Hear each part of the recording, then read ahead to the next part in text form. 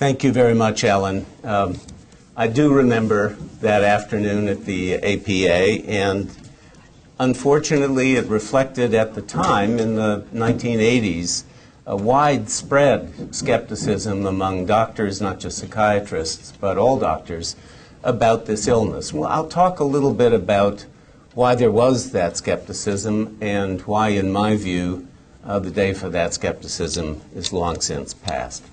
Can I have the first slide? So this is an illness. I'm still using the CFS label, although it's, I share Bonnie's judgment, it's a terrible term. It is defined formally by a case definition that a group of us organized by the CDC put together. Probably most of you are familiar with it, but it's worth underlining since that's what we're talking about today.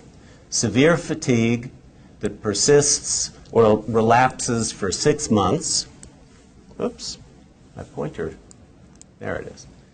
Persists or relapses for 6 months, at least 6 months, is of new and definite onset, is not substantially relieved by rest, and results in a very substantial reduction in activities at work, at home. And in addition to that level of fatigue for that long, the person must have 4 or more of the following symptoms that also have been present most days for 6 months. Impaired memory and concentration, sore throat, pain in multiple joints, unrefreshing sleep, swollen lymph nodes in the neck or under the arms, muscle pain, new headaches, and an illness within an illness, post-exertional. And then finally, to meet the case definition, the person should not have any active medical condition that could explain the chronic fatigue, nor any psychosis, melancholic depression, substance abuse, dementia, or an eating disorder.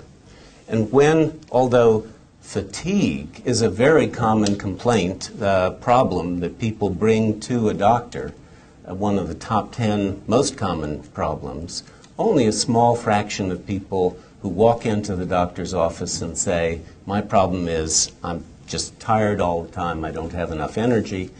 Very few of the people who say that wind up meeting this case definition. Back during that time at the American Psychiatric Association meeting, virtually nothing was known about this illness. So for the skeptics, there was very little information to either support or reject their skepticism. But since then, there has been an enormous amount of research. And I guess I want to start today by just underlining that while those of us involved in trying to study and cure this illness have not succeeded in fully understanding it or in curing it. And for some of you, that means that all of the scientific work I'm going to be discussing has really not brought help to you. There has nevertheless, every medical illness is ultimately solved by a scientific process, and invariably that process takes years and years because none of us are that smart. So in the last 20 years, there have been over 5,000 scientific studies of CFS published, over 300 of them in the most prestigious medical journals in the world. There have been 8 international research conferences, the last of which, last March 2009, had over 160 scientific presentations from people all over the world, scientists and doctors from all over the world. Let's talk first about, I'm going to focus mostly today on things that are new since I last talked to this group about probably a decade ago. I go back, my memory is, Bonnie, to the late 1980s, first time that I talked to this group. And I'm going to come back to one thing that I think I said the very first talk in the late 80s in just a moment.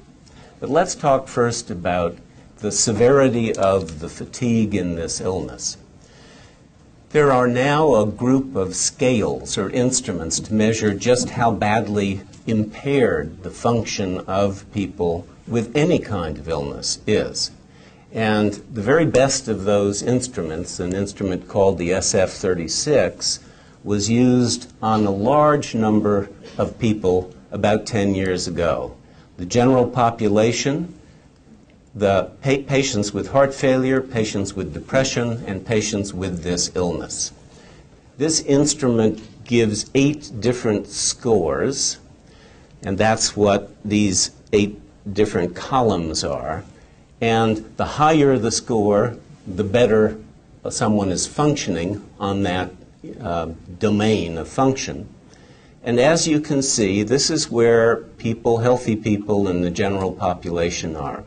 In the red line are people with heart failure whose functional status on all but one of these subscores is below. Patients with major depression in blue are lower than the patients with heart failure on several of the domains, except for one.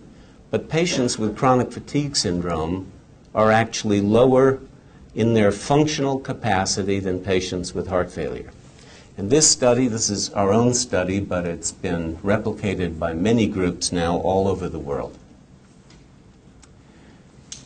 As a result, this illness is damaging the society, the greater society, beyond just the people and their families who are affected.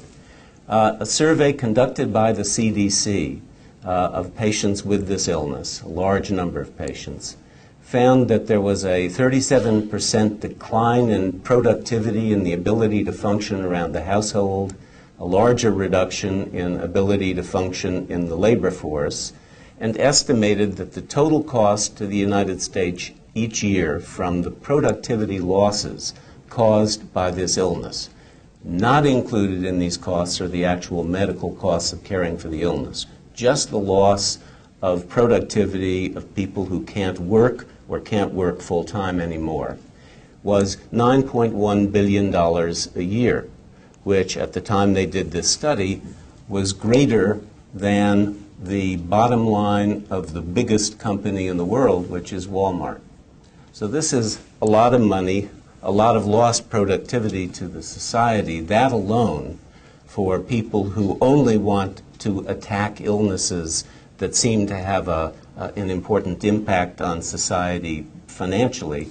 That number alone should catch and is catching people's attention. Next slide.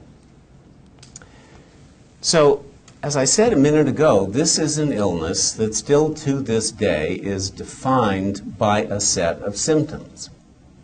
And anyone can say that they have a symptom. Anyone can say that they have all of the symptoms in the case definition.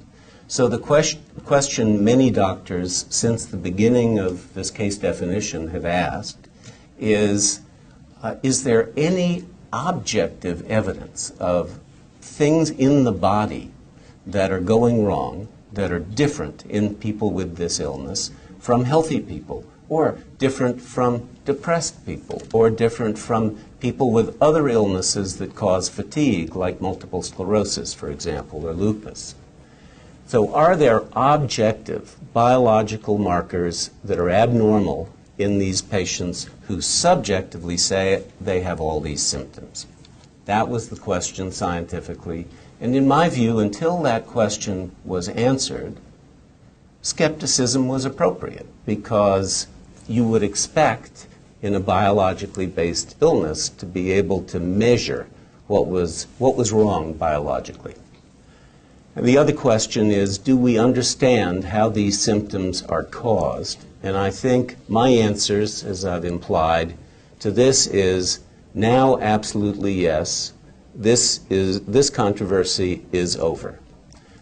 Do we understand how the symptoms are caused, what the basic biology of this illness is that leads to the symptoms?